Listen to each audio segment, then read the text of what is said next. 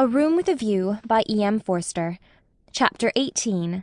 Lying to Mr. Beebe, Mrs. Honeychurch, Freddy, and the servants. Windy Corner lay, not on the summit of the ridge, but a few hundred feet down the southern slope, at the springing of one of the great buttresses that supported the hill. On either side of it was a shallow ravine, filled with ferns and pine trees, and down the ravine on the left ran the highway into the wold. Whenever Mr. Beebe crossed the ridge and caught sight of these noble dispositions of the earth, and, poised in the middle of them, Windy Corner, he laughed. The situation was so glorious, the house so commonplace, not to say impertinent. The late Mr. Honeychurch had affected the cube, because it gave him the most accommodation for his money, and the only addition made by his widow had been a small turret, shaped like a rhinoceros horn, where she could sit in wet weather and watch the carts going up and down the road. So impertinent, and yet the house did, for it was the home of people who loved their surroundings honestly. Other houses in the neighbourhood had been built by expensive architects. Over others their inmates had fidgeted sedulously, yet all these suggested the accidental, the temporary, while Windy Corner seemed as inevitable as an ugliness of nature's own creation. One might laugh at the house, but one never shuddered. Mr. Beebe was bicycling over this Monday afternoon with a piece of gossip. He had heard from the Miss Allens. These admirable ladies, since they could not go to Sissy Villa, had changed their plans. They were going to Greece instead. "Since Florence did my poor sister so much good," wrote Miss Catherine, "we do not see why we should not try Athens this winter. Of course, Athens is a plunge, and the doctor has ordered her special digestive bread. But after all, we can take that with us, and it is only getting first into a steamer and then into a train. But is there an English church?" And the letter went on to say, "I do not expect we shall go any further than Athens, but if you knew of a really comfortable pension in Constantinople, we should be so grateful." Lucy would enjoy this letter, and the smile with which Mr. Beebe greeted Windy Corner was partly for her. She would see the fun of it, and some of its beauty, for she must see some beauty. Though she was hopeless about pictures, and though she dressed so unevenly, oh, that cerise frock yesterday at church, she must see some beauty in life, or she could not play the piano as she did. He had a theory that musicians are incredibly complex, and know far less than other artists what they want and what they are, that they puzzle themselves as well as their friends, that their psychology is a modern development and has not yet been understood. This theory, had he known it, had possibly just been illustrated by facts. Ignorant of the events of yesterday, he was only riding over to get some tea, to see his niece, and to observe whether Miss Honeychurch saw anything beautiful in the desire of two old ladies to visit Athens. A carriage was drawn up outside Windy Corner, and just as he caught sight of the house it started, bowled up the drive, and stopped abruptly when it reached the main road. Therefore it must be the horse, who always expected people to walk up the hill in case they tired him. The door opened obediently, and two men emerged, whom Mr. Beebe recognized as Cecil and Freddy. They were an odd couple to go driving, but he saw a trunk beside the coachman's legs. Cecil, who wore a bowler, must be going away, while Freddy, a cap, was seeing him to the station. They walked rapidly, taking the short-cuts, and reached the summit while the carriage was still pursuing the windings of the road. They shook hands with the clergyman, but did not speak. "So you're off for a minute, Mr. Vyse?" he asked. Cecil said, "Yes," while Freddy edged away. "I was coming to show you this delightful letter from those friends of Miss Honeychurch." He quoted from it. "Isn't it wonderful? Isn't it romance? Most certainly they will go to Constantinople. They are taken in a snare that cannot fail. They will end up going round the world." Cecil listened civilly, and said he was sure that Lucy would be amused and interested. "Isn't romance capricious? I never notice it in you young people. You do nothing but play lawn tennis and say that romance is dead, while the Miss Allens are struggling with all the weapons of propriety against the terrible thing. A really comfortable pension at Constantinople. So they call it out of decency, but in their hearts they want a pension with magic windows opening on the foam of perilous seas in fairyland forlorn. No ordinary view will content the Miss Allens. They want the pensioned Keats. "I'm awfully sorry to interrupt, Mr. Beebe," said Freddie. "but have you any matches?" "I have," said Cecil, and it did not escape Mr. Beebe's notice that he spoke to the boy more kindly. "You have never met these Miss Allens, have you, Mr. Vyse?" "Never." "Then you don't see the wonder of this Greek visit. I haven't been to Greece myself, and don't mean to go, and I can't imagine any of my friends going. It is altogether too big for our little lot. Don't you think so? Italy is just about as much as we can manage. Italy is heroic, but Greece is godlike or devilish. I am not sure which, and in either case absolutely out of our suburban focus. All right, Freddie, I am not being clever. Upon my word I am not. I took the idea from another fellow, and give me those matches when you've done with them." He lit a cigarette, and went on talking to the two young men. "I was saying, if our poor little Cockney lives must have a background, let it be Italian. Big enough in all conscience. The ceiling of the Sistine Chapel for me. There the contrast is just as much as I can realize. But not the Parthenon, not the frieze of Phidias at any price. And here comes the Victoria." "You're quite right," said Cecil. "Greece is not for our little lot." And he got in. Freddie followed, nodding to the clergyman, whom he trusted not to be pulling one's leg, really. And before they had gone a dozen yards he jumped out, and came running back for Vyse's matchbox, which had not been returned. As he took it, he said, "I'm so glad you only talked about books. Cecil's hard hit. Lucy won't marry him. If you'd gone on about her, as you did about them, he might have broken down." "But when?" "Late last night. I must go." "Perhaps they won't want me down there." "No. Go on. Goodbye." "Thank goodness!" exclaimed Mr. Beebe to himself, and struck the saddle of his bicycle approvingly. "It was the one foolish thing she ever did. Oh, what a glorious riddance!" And, after a little thought, he negotiated the slope into Windy Corner, light of heart. The house was again as it ought to be, cut off forever from Cecil's pretentious world. He would find Miss Minnie down in the garden. In the drawing-room, Lucy was tinkling at a Mozart sonata. He hesitated a moment, but went down the garden as requested. There he found a mournful company. It was a blustering day, and the wind had taken and broken the dahlias. Mrs. Honeychurch, who looked cross, was tying them up, while Miss Bartlett, unsuitably dressed, impeded her with offers of assistance. At a little distance stood Minnie and the garden child, a minute importation, each holding either end of a long piece of bass. "Oh, how do you do, Mr. Beebe? Gracious, what a mess everything is! Look at my scarlet pompons, and the wind blowing your skirts about, and the ground is so hard not a prop will stick in, and then the carriage having to go out, when I had counted on having Powell, who, give everyone their due, does tie up dahlias properly." Evidently Mrs. Honeychurch was shattered. "How do you do?" said Miss Bartlett, with a meaning glance, as though conveying that more than dahlias had been broken off by the autumn gales. "Here, Lenny, the bass," cried Mrs. Honeychurch. The garden child, who did not know what bass was, stood rooted to the path with horror. Minnie slipped to her uncle, and whispered that everyone was very disagreeable today, and that it was not her fault if dahlia strings would tear long ways instead of across. "Come for a walk with me," he told her. "You have worried them as much as they can stand. Mrs. Honeychurch, I only called in aimlessly. I shall take her up to tea at the Beehive Tavern, if I may." "Oh, must you?" "Yes, do. Not the scissors, thank you, Charlotte, when both my hands are full already. I'm perfectly certain that the orange cactus will go before I can get to it."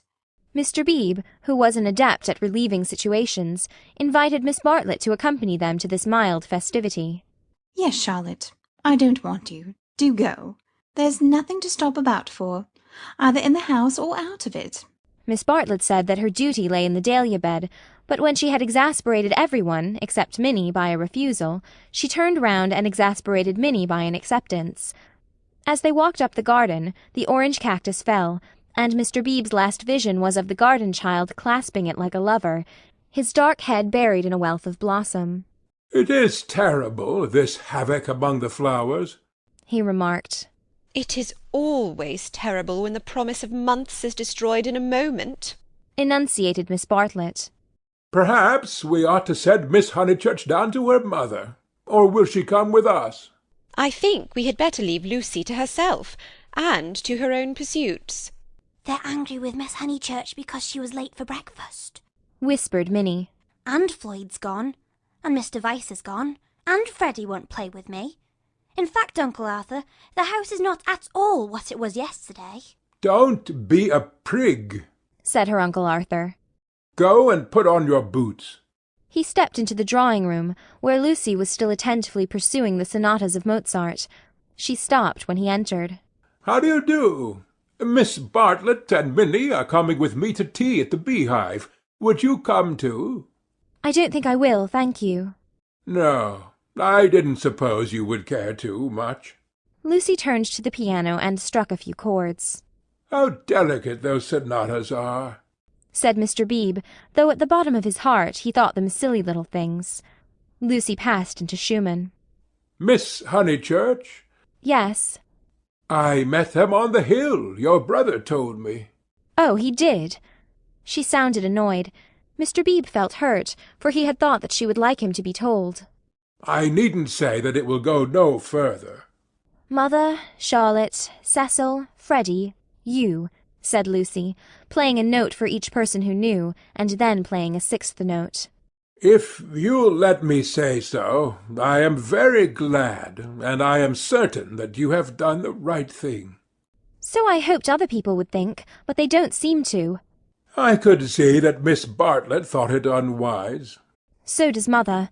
Mother minds dreadfully." "I am very sorry for that," said Mr. Beebe with feeling. Mrs. Honeychurch, who hated all changes, did mind, but not nearly as much as her daughter pretended, and only for the minute. It was really a ruse of Lucy's to justify her despondency, a ruse of which she was not herself conscious, for she was marching in the armies of darkness. "And Freddie minds." "Still, Freddie never hit it off with Vyse much, did he? I gathered that he disliked the engagement, and felt it might separate him from you." "Boys are so odd." Minnie could be heard arguing with Miss Bartlett through the floor. Tea at the Beehive apparently involved a complete change of apparel. Mr. Beebe saw that Lucy, very properly, did not wish to discuss her action, so after a sincere expression of sympathy, he said, "I have an absurd letter from Miss Allen. That was really what brought me over. I thought it might amuse you all." "How delightful," said Lucy, in a dull voice. For the sake of something to do, he began to read her the letter. After a few words, her eyes grew alert, and soon she interrupted him with, "Going abroad? When do they start?" "Next week, I gather." "Did Freddie say whether he was driving straight back?" "No, he didn't." "Because I do hope he won't go gossiping." So she did want to talk about her broken engagement. Always complacent, he put the letter away. But she at once exclaimed in a high voice, "Oh, do tell me more about the Miss Allens. How perfectly splendid of them to go abroad." "I want them to start from Venice and go in a cargo steamer down the Illyrian coast." She laughed heartily. "Oh, delightful! I wish they'd take me." "Has Italy filled you with a fever of travel? Perhaps George Emerson is right. He says that Italy is only a euphemism for fate." "Oh, not Italy, but Constantinople. I have always longed to go to Constantinople. Constantinople is practically Asia, isn't it?" Mr. Beebe reminded her that Constantinople was still unlikely, and that the Miss Allens only aimed at Athens. "With Delphi, perhaps, if the roads are safe." But this made no difference to her enthusiasm. She had always longed to go to Greece even more, it seemed. He saw, to his surprise, that she was apparently serious.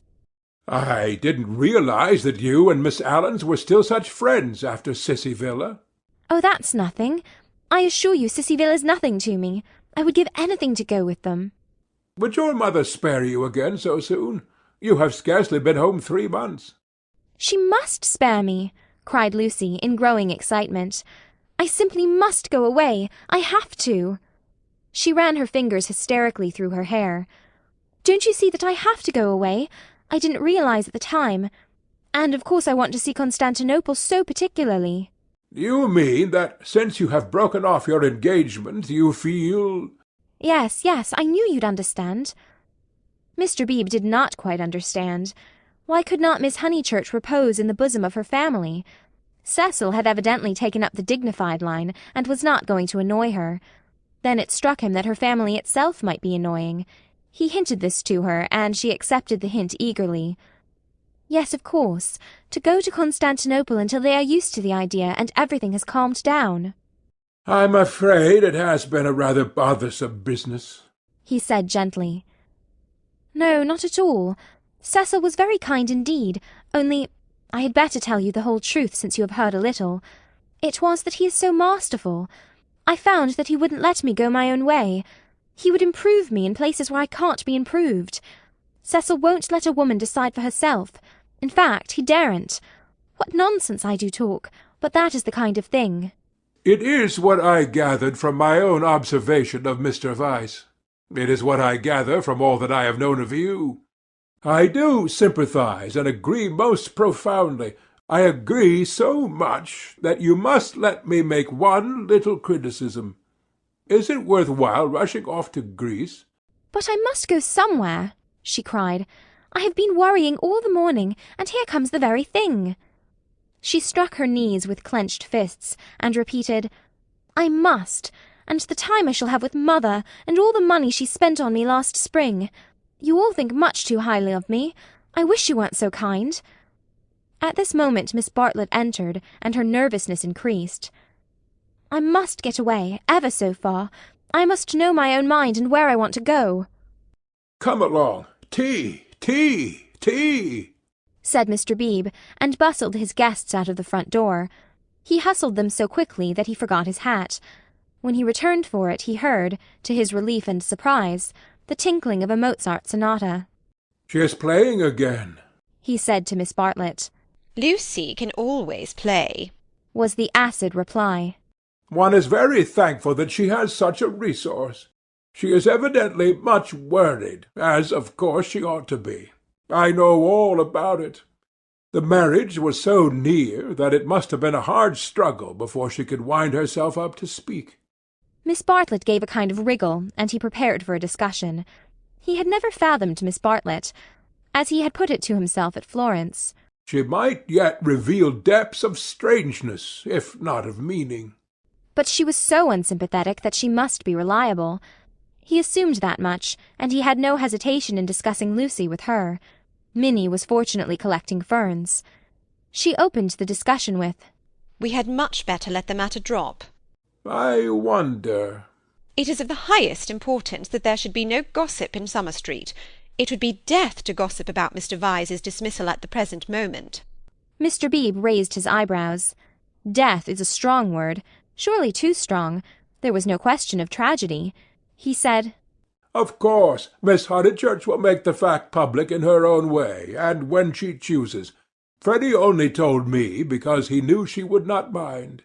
"I know," said Miss Bartlett civilly. "Yet Freddie ought not to have told even you. One cannot be too careful." "Quite so." "I do implore absolute secrecy. A chance word to a chattering friend, and—" "Exactly." He was used to these nervous old maids, and to the exaggerated importance that they attach to words. A rector lives in a web of petty secrets, and confidences and warnings, and the wiser he is, the less he will regard them. He will change the subject, as did Mr. Beebe, saying cheerfully, "Have you heard from any Bertolini people lately? I believe you keep up with Miss Lavish. It is odd how we of that pension, who seemed such a fortuitous collection, have been working into one another's lives. 2, 3, 4, 6 of us, no, 8, I had forgotten the Emersons, have kept more or less in touch. We must really give the Signora a testimonial." And, Miss Bartlett not favouring the scheme, they walked up the hill in a silence which was only broken by the rector naming some fern. On the summit they paused. The sky had grown wilder since he stood there last hour, giving to the land a tragic greatness that is rare in Surrey. Grey clouds were charging across tissues of white, which stretched and shredded and tore slowly, until through their final layers there gleamed a hint of the disappearing blue. Summer was retreating. The wind roared, the trees groaned, yet the noise seemed insufficient for those vast operations in heaven. The weather was breaking up, broken, and it is a sense of the fit rather than of the supernatural that equips such crises with the salvos of angelic artillery. Mr. Beebe's eyes rested on Windy Corner, where Lucy sat, practising Mozart. No smile came to his lips, and changing the subject again, he said, "We shan't have rain, but we shall have darkness, so let us hurry on. The darkness last night was appalling." They reached the Beehive Tavern at about 5 o'clock. That amiable hostelry possesses a veranda, in which the young and the unwise do dearly love to sit, while guests of more mature years seek a pleasant sanded room, and have tea at a table comfortably. Mr. Beebe saw that Miss Bartlett would be cold if she sat out, and that Minnie would be dull if she sat in, so he proposed a division of forces. They would hand the child her food through the window. Thus he was incidentally enabled to discuss the fortunes of Lucy.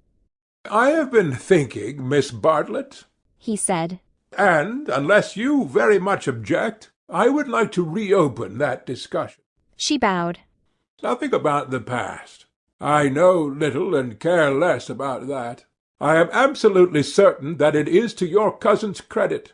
She has acted loftily and rightly, and it is like her gentle modesty to say that we think too highly of her. But the future. Seriously, what do you think of this Greek plan?" He pulled out the letter again. "I don't know whether you overheard, but she wants to join the Miss Allens in their mad career. It's all— I can't explain. It's wrong." Miss Bartlett read the letter in silence, laid it down, seemed to hesitate, and then read it again. "I can't see the point of it myself." To his astonishment, she replied, "There I cannot agree with you. In it I spy Lucy's salvation." "Really? Oh, why?" "She wanted to leave Windy Corner." "I know, but it seems so odd, so unlike her, so— I was going to say selfish." "It is natural, surely, after such painful scenes, that she should desire a change." Here apparently was one of those points that the male intellect misses. Mr. Beebe exclaimed, "So she says herself, and since another lady agrees with her, I must own that I am partially convinced. Perhaps she must have a change. I have no sisters, and I don't understand these things. But why need she go as far as Greece?" "You may well ask that," replied Miss Bartlett, who was evidently interested, and had almost dropped her evasive manner. "Why Greece? What is it, Minnie dear? Jam? Why not Tunbridge Wells? Oh, Mr. Beebe, I had a long and most unsatisfactory interview with dear Lucy this morning. I cannot help her. I will say no more. Perhaps I have already said too much. I am not to talk. I wanted her to spend 6 months with me at Tunbridge Wells, and she refused." Mr. Beebe poked at a crumb with his knife. "But my feelings are of no importance. I know too well that I get on Lucy's nerves. Our tour was a failure. She wanted to leave Florence, and when we got to Rome she did not want to be in Rome, and all the time I felt that I was spending her mother's money." "Let us keep to the future, though," interrupted Mr. Beebe. "I want your advice." "Very well," said Charlotte, with a choky abruptness that was new to him, though familiar to Lucy. "I, for one, will help her to go to Greece. Will you?" Mr. Beebe considered. "It is absolutely necessary," she continued, lowering her veil and whispering through it with a passion, an intensity that surprised him. I know. The darkness was coming on, and he felt that this odd woman really did know. "She must not stop here a moment, and we must keep quiet till she goes. I trust that the servants know nothing. Afterwards—but I may have said too much already. Only Lucy and I are helpless against Mrs. Honeychurch alone. If you help, we may succeed. Otherwise—" "Otherwise?" "Otherwise," she repeated, as if the word held finality. "Yes, I will help her," said the clergyman, setting his jaw firm. "Come, let us go now and settle the whole thing up." Miss Bartlett burst into florid gratitude. The tavern sign, a beehive trimmed evenly with bees, creaked in the wind outside as she thanked him. Mr. Beebe did not quite understand the situation, but then he did not desire to understand it, nor to jump to the conclusion of another man that would have attracted a grosser mind. He only felt that Miss Bartlett knew of some vague influence from which the girl desired to be delivered, and which might well be clothed in the fleshly form. Its very vagueness spurred him into knight-errantry. His belief in celibacy, so reticent, so carefully concealed beneath his tolerance and culture, now came to the surface and expanded like some delicate flower. "They that marry do well, but they that refrain do better." So ran his belief, and he never heard that an engagement was broken off but with a slight feeling of pleasure. In the case of Lucy, the feeling was intensified through dislike of Cecil, and he was willing to go further, to place her out of danger until she could confirm her resolution of virginity. The feeling was very subtle and quite undogmatic, and he never imparted it to any other of the characters in this entanglement. Yet it existed, and it alone explains his action subsequently, and his influence on the action of others. The compact that he made with Miss Bartlett in the tavern was to help not only Lucy, but religion also. They hurried home through a world of black and grey. He conversed on indifferent topics: the Emersons' need of a housekeeper, servants, Italian servants, novels about Italy, novels with a purpose. Could literature influence life? Windy Corner glimmered. In the garden, Mrs. Honeychurch, now helped by Freddy, still wrestled with the lives of her flowers. "It gets too dark," she said hopelessly. "This comes of putting off. We might have known the weather would break up soon. And now Lucy wants to go to Greece. I don't know what the world's coming to." "Mrs. Honeychurch," he said, "go to Greece she must. Come up to the house, and let's talk it over.